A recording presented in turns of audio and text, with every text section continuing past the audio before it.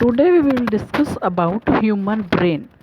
तो अभी तक के टॉपिक में हमने पढ़ा था कि जो रिफ्लेक्स एक्शन है वो हमारा जो स्पाइनल कोड है उसके द्वारा रेगुलेट होते हैं। लेकिन बाकी के जितने भी एक्शंस हैं जैसे कि थिंकिंग है या और दूसरे तरह के एक्शंस हैं वो हमारा ब्रेन उसको रेगुलेट करता है, उसके लिए कोऑर्डिनेट करता है। हमारा ब्रेन और स्पाइनल कोड मिलकर हमारी बॉडी का नर्वस सिस्टम बनाते हैं। तो सबसे पहले तो हम एक एक्चुअली हमारे सिलेबस में 10th के सिलेबस में सिर्फ ह्यूमन ब्रेन है, लेकिन एक आपको नॉलेज होनी चाहिए कि ह्यूमन जो नर्वस सिस्टम है उसमें क्या क्या पार्ट्स से मिलके वो बनता है। तो अभी देखते हैं कि जो हमारा नर्वस सिस्टम है, ह्यूमन नर्वस सिस्टम, जो नर्वस सिस्टम है उसको हम 2 पार्ट्स में डिवाइड कर सकते हैं, सेंट्रल नर्वस सिस्टम और दूसरा है पेरिफेरल नर्वस सिस्टम। अब 2 पार्ट हो गए नर्वस सिस्टम के, सेंट्रल और पेरिफेरल। अब जो हमारे सिलेबस में है वो सिर्फ सेंट्रल नर्वस सिस्टम है जिसके अंदर ब्रेन और स्पाइनल कोड आता है। लेकिन फिर भी हम आपको बताते हैं कि बाकी की चीज़ें क्या क्या होती हैं। जैसे अब सेंट्रल नर्वस सिस्टम है, यहाँ पर देखते हैं सेंट्रल नर्वस सिस्टम, ये इसमें क्या क्या होता है, एक तो ब्रेन और दूसरी चीज़ क्या होती है, स्पाइनल कोड। ये 2 चीज़ों से मिलके बनता है ब्रेन और स्पाइनल कोड। लेकिन जो हमारा पेरिफेरल नर्वस सिस्टम है एक बार उसको भी देख लेते हैं कि वो किस किस चीज़ से मिलके बनता है, पेरिफेरल नर्वस सिस्टम। तो पेरिफेरल नर्वस सिस्टम की एक चीज़ तो ये है कि इसके अंदर ना सिर्फ नर्व्स आएंगे और नर्व्स क्या काम करती हैं, हमारे ब्रेन तक मैसेज ले जाने का काम करती हैं और वहाँ से जो भी ऑर्डर होता है उसको वापस मसल्स तक लाने का काम करती हैं। तो अब इसके अंदर पेरिफेरल नर्वस सिस्टम के अंदर नर्व्स आएंगी। तो नर्व्स की टाइप कितनी होती है, नर्व्स की टाइप होती है अफरेंट, जो सेंसरी ऑर्गन्स से कहाँ तक, ब्रेन तक मैसेज लेकर गई, और दूसरी होती है इफरेंट जो क्या करती है, ब्रेन से मैसेज लेकर आने का काम करती है। तो ये तो हो गई नर्व्स की या फाइबर्स की टाइप, अफरेंट और इफरेंट। लेकिन जो पेरिफेरल नर्वस सिस्टम है उसको अगर हम वैसे डिवीज़न करना चाहें तो क्या होता है कि जो हमारा स्कल वाला पार्ट है उसको हम क्रेनियम भी बोलते हैं। तो वहाँ पर यानी कि जैसे ये ब्रेन है,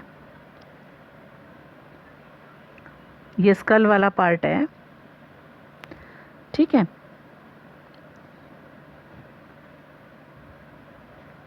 तो आप ये देखो कि इतने पार्ट में जितनी भी नर्व्स आएंगी ऊपर वाले में तो वो तो कहलाएंगी क्रेनियल नर्व्स, और उससे नीचे इतने पार्ट में जितनी भी नर्व्स आएंगी वो कहलाएंगी स्पाइनल नर्व्स। मतलब क्रेनियल नर्व्स तो जुड़ी हुई होती हैं क्रेनियम यानी कि हमारा जो स्कल वाला पार्ट है, ब्रेन वाला पार्ट, उससे जुड़ी हुई होती हैं।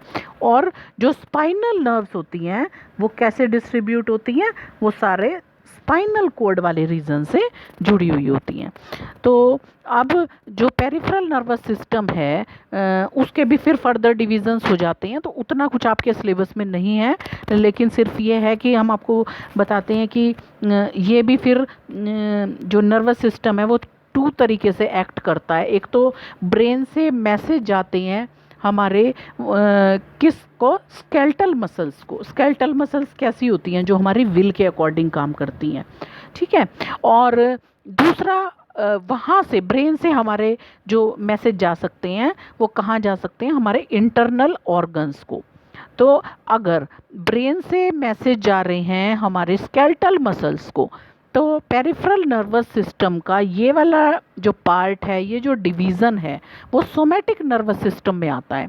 और अगर हमारे जो इंटरनल ऑर्गन्स हैं जो हमारी विल के अकॉर्डिंग वर्क नहीं करते हैं ऑटोमेटिक जिनकी वर्किंग होती है, तो उसको फिर हम किस में रखते हैं, ऑटोनोमस नर्वस सिस्टम में रखते हैं। लेकिन अभी सिर्फ आपको क्या पढ़ना है कि जो ब्रेन है उसके बारे में हम आपको बताएंगे, उसके स्ट्रक्चर के बारे में।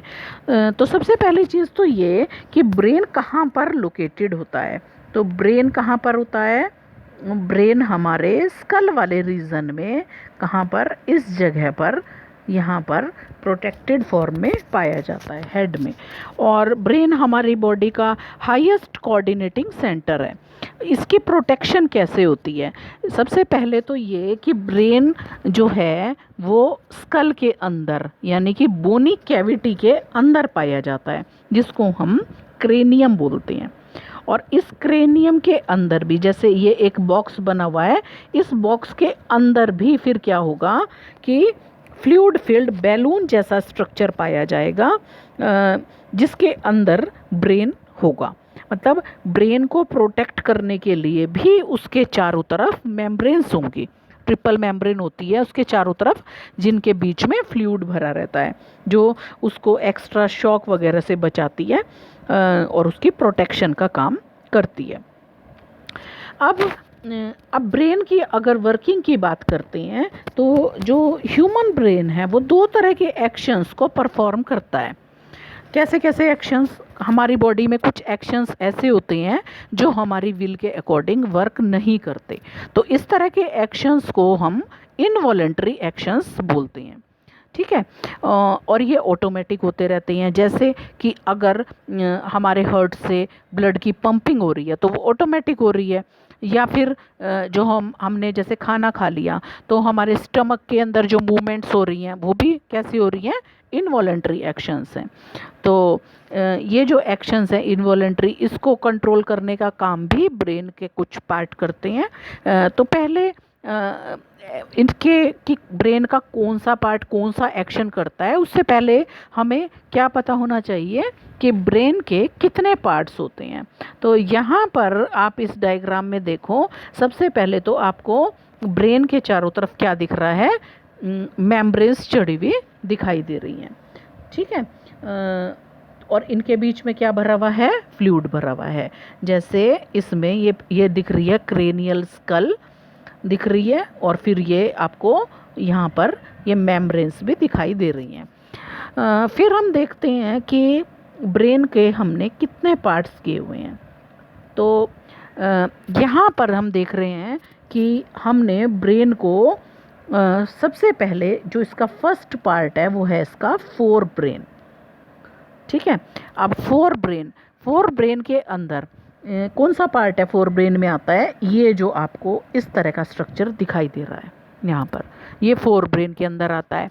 और इस फोर ब्रेन के अंदर काम क्या क्या होता है, ये यहाँ पर स्मेल से रिलेटेड जो मैसेज हैं वो जाते हैं, जिनको हम ओल्फैक्टरी लोब कहते हैं, जो क्या करते हैं कि वहाँ पर इस तरह के न्यूरॉन होते हैं जो क्या लेकर आए हैं, कैसा मैसेज लेकर आए हैं, स्मेल से रिलेटेड। इसके अलावा हियरिंग से रिलेटेड भी यहाँ पर जो है स्पेस बना हुआ होता है, और इसके अलावा विज़न से रिलेटेड भी इसमें स्पेस होता है। तो जो फोर ब्रेन का जो पार्ट है, तो इसमें आपको दिखेगा, इसमें आपको देखेंगे ये वाला पार्ट, इसको हमने बोल दिया फोर ब्रेन, और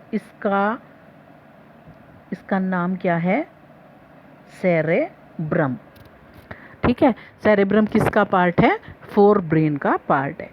तो इस सेरेब्रम वाले पार्ट में ही हियरिंग, विज़न, स्मेल, इनसे रिलेटेड जो पार्ट्स हैं वो होते हैं। इसके अलावा यहाँ पर आपको दिख रहा है ये वाइट वाला पार्ट है, इसको देखो, ये जगह जो आपको दिखाई दे रही है, जो वाइट वाला पार्ट, ये भी फोर ब्रेन के अंदर ही कंसीडर किया जाता है, जिसके अंदर क्या आती हैं, थैलेमस और हाइपोथैलेमस आते हैं। यहाँ पर देखो थैलेमस और हाइपोथैलेमस आते हैं। अच्छा, अब फोर ब्रेन क्या है, हमारी बॉडी का, हमारे ब्रेन का मेन थिंकिंग पार्ट है। जो क्या करता है, जो कहाँ पर प्रेजेंट है, ये फोरहेड वाले रीजन में ब्रेन जो है हेड के अपर पार्ट में ये प्रेजेंट होता है। इसके अंदर ओल्फैक्टरी लोब्स प्रेजेंट होते हैं, थैलेमस प्रेजेंट है, हाइपोथैलेमस प्रेजेंट है, ओल्फैक्टरी लोब्स होते हैं जो स्मेल के लिए होते हैं। तो इसमें इस तरह के रीजन्स बने होते हैं जो सेंसरी इम्पल्सिस को, यानी कि हमारे सेंस ऑर्गन से मैसेज को लेकर आने का काम करते हैं। ठीक है। और फोर ब्रेन में कुछ स्पेशल एरियाज बने हुए होते हैं जिनको हम क्या बोलते हैं, एसोसिएशन एरियाज बोलते हैं। अब ये जो एसोसिएशन एरियाज हैं फोर ब्रेन के अंदर ही प्रेजेंट होंगे और इनका काम क्या होता है, इनका काम होता है इंटरप्रिटेशन का। इंटरप्रिटेशन का मतलब है अंडरस्टैंडिंग। अंडरस्टैंडिंग जैसे एक कंप्यूटर को हम कंसीडर कर सकते हैं कि वहाँ पर इनपुट हमने कीबोर्ड के थ्रू किया और सीपीयू ने क्या काम किया, सीपीयू का काम है उसको इंटरप्रेट करके उसके लिए डिसीजन लेना। तो वही काम ये एसोसिएशन एरियाज करते हैं। तो यहाँ पर इस एरिया में ये एसोसिएशन एरिया क्या करते हैं, डिसीजन मेकिंग का काम करते हैं। ठीक है।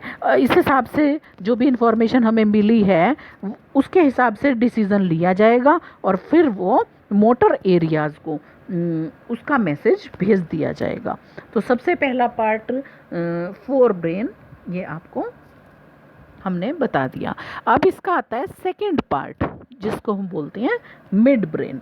तो इसको हम जूम करके देखेंगे। यहाँ पर ये आपको क्या दिखा रखा है, ये वाला पार्ट, ये क्या दिखाया है, मिड ब्रेन। तो मिड ब्रेन बिल्कुल क्या काम है, नाम से ही पता चल रहा है मिड ब्रेन ये कनेक्ट करने का काम करता है फोर ब्रेन और हाइंड ब्रेन को। और इसके अंदर भी किस तरह के रीजन्स प्रेजेंट हैं, ऑप्टिक लोब्स होते हैं इसके अंदर। ऑप्टिक लोब्स क्या करते हैं, जो विज़न का सेंटर हैं। और इसके अंदर पीनियल ग्लैंड भी प्रेजेंट होती है। अगर इसमें हम इधर देखते हैं पीनियल ग्लैंड, यहाँ पर इसको आपको नहीं दिखाया हुआ इस डायग्राम में तो लेकिन पीनियल ग्लैंड यहाँ पर प्रेजेंट होती है जो क्या करती है 24 आवर क्लॉक का काम करती है हमारी बॉडी के लिए। स्लीप अवेक साइकिल वो डिसाइड होता है उसी से। और यहाँ पर हियरिंग से रिलेटेड भी कुछ रीजंस प्रेजेंट होते हैं। जिस तरीके से फोर ब्रेन वॉलंटरी एक्शंस को कंट्रोल करता है तो मिड ब्रेन का काम इनवॉलंटरी एक्शंस को कंट्रोल करना होता है। फिर लास्ट पार्ट आता है इसका हाइंड ब्रेन। अब हाइंड ब्रेन में आप देखेंगे कौन सा पार्ट आएगा, ये नीचे वाला पार्ट इतना। तो ये जो लास्ट पोर्शन है ब्रेन का बेस वाला जिससे ब्रेन का फ्लोर बन रहा है, तो यहाँ पर ये प्रेजेंट होता है। और अगर इसकी पोजीशन को वैसे हम लोकेट करना चाहें तो अगर हम अपने हेड के बैक साइड में अपना हैंड रखेंगे तो जहाँ पर नेक का जॉइंट होता है तो उसी जगह पर ये प्रेजेंट होता है। और इसमें ये तीन पार्ट से मिलके बनता है। और वो तीन पार्ट कौन कौन से हैं, पहला पार्ट है सेरेबेलम, सेकंड पार्ट है पोन्स और फिर है मेड्यूला। तो अब देखते हैं कि सेरेबेलम पार्ट क्या है। सेरेबेलम पार्ट का काम होता है, इस डायग्राम में पहले लोकेट करके बताते हैं। ये वाला जो आपको एक लीफ जैसा स्ट्रक्चर दिखाई दे रहा है यहाँ पर, ये सेरेबेलम है। सेरेबेलम जो है वो एक मेन कोऑर्डिनेटिंग पार्ट है जो क्या करता है, जैसे अगर आप साइकिलिंग कर रहे हैं तो उस टाइम पर बैलेंस मेंटेन करने का काम, या आप एक स्ट्रेट लाइन में चल रहे हैं या सीधे बैठे हुए हैं तो उस पोजीशन को मेंटेन करने का काम कौन करता है, सेरेबेलम करता है। हमारी बॉडी की बैलेंसिंग का काम है। या जैसे आप कोई चीज़ उठा रहे हैं, कोई आर्टिकल अपने हाथ में उठाया हुआ है, आपने पिक किया हुआ है, तो उसको करवाने का काम भी कौन करता है, सेरेबेलम करता है। और फिर क्या ये सारे कैसे हैं, वॉलंटरी टाइप के एक्शंस हैं जिनको कंट्रोल करने का काम कौन कर रहा है, सेरेबेलम। दूसरा पार्ट आता है इसका, इस डायग्राम में देखेंगे पोन्स। तो पोन्स कौन सा पार्ट है, यहाँ पर ये वाला येलो वाला पार्ट। तो ये पोन्स क्या करता है, पोन्स का मेन काम है रेस्पिरेशन के लिए इसमें सेंटर प्रेजेंट होता है। तो ये पोन्स जो है, पोन्स वाला एरिया हमारे रेस्पिरेशन रेट को कंट्रोल करने का काम करता है और मेन काम इसका यही है। फिर लास्ट में आता है मेड्यूला। मेड्यूला कौन सा पार्ट है, ये इसको हम ब्रेन स्टेम भी बोल सकते हैं। तो जो मेडुला वाला पार्ट है ये लॉन्ग होता है थोड़ा सा, और ये कनेक्टिंग पार्ट है जो क्या कर रहा है, ये इस हाइंड ब्रेन को किससे, स्पाइनल कोड से कनेक्ट करने का काम कर रहा है। यहाँ पर आप देख रहे हो कि ये स्पाइनल कोड से इसको कनेक्ट करने का काम कर रहा है। ये भी कुछ इनवॉलेंट्री एक्शंस को कंट्रोल करता है, जैसे कि वॉमिटिंग है, सलाइवेशन है, या बीपी है, स्नीजिंग है, स्वेलोइंग है, या क्योंकि ये पार्ट किससे जुड़ा हुआ है, स्पाइनल कोड से जुड़ा हुआ है, तो कहीं ना कहीं पर रिफ्लेक्स एक्शंस में भी इसका थोड़ा बहुत रोल होता है। तो ये हमारे क्या हो गए, ब्रेन के डिफरेंट पार्ट्स हो गए। तो आपने जो है इसमें इस डायग्राम के थ्रू आपने क्या देखा कि जो ब्रेन है वो हमारा एक बहुत ही डेलिकेट ऑर्गन है और इसीलिए इसका डिज़ाइन इस तरीके से किया गया है कि इसको मैक्सिमम प्रोटेक्शन मिल सके। तो यहाँ पर आप देखो इसको मैक्सिमम प्रोटेक्शन किसने दे दी, फिर ये जो क्रेनियम इसके चारों तरफ बोनी बॉक्स बना हुआ है इसने दे दी, और जो भी इसके चारों तरफ मेम्ब्रेन्स हैं उन्होंने इसको क्या करने का काम किया, प्रोटेक्शन देने का काम किया। तो ये हमारा किस चीज़ का स्ट्रक्चर हो गया, ब्रेन का स्ट्रक्चर हो गया।